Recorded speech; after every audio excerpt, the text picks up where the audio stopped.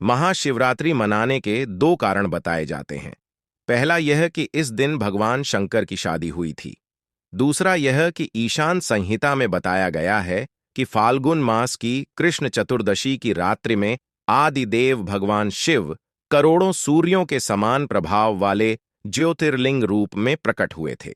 जहां तक विवाह की बात है तो पुराणों में विष्णु लक्ष्मी विवाह, गणेश जी का रिद्धि सिद्धि विवाह, राम सीता विवाह और रुक्मणी कृष्ण विवाह के साथ ही शिव पार्वती के विवाह की भी खूब चर्चा होती है।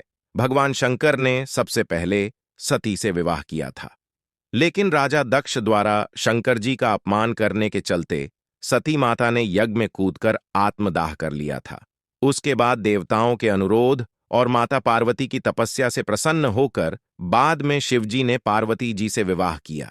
इस विवाह में शिवजी बारात लेकर पार्वती जी के यहां पहुंचे।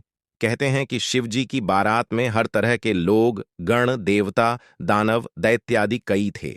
शिव पशुपति हैं, मतलब सभी जीवों के देवता भी हैं, तो सारे जानवर, कीड़े मकोड़े और सारे जीव उनकी शादी में उपस्थित हुए।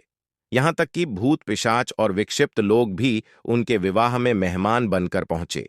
इस बारात को देखकर माता पार्वती की मां बहुत डर गई और कहा कि वह अपनी बेटी का हाथ ऐसे दूल्हे के हाथ में नहीं सौंपेगी। माता पार्वती ने स्थिति को बिगड़ते देखकर शिवजी से कहा कि वे हमारे रीति रिवाजों के अनुसार तैयार होकर आएं। इसके बाद शिवजी को दैवीय जल से नहलाकर पुष्पों से तैयार किया गया और उसके बाद ही उनकी शादी हुई।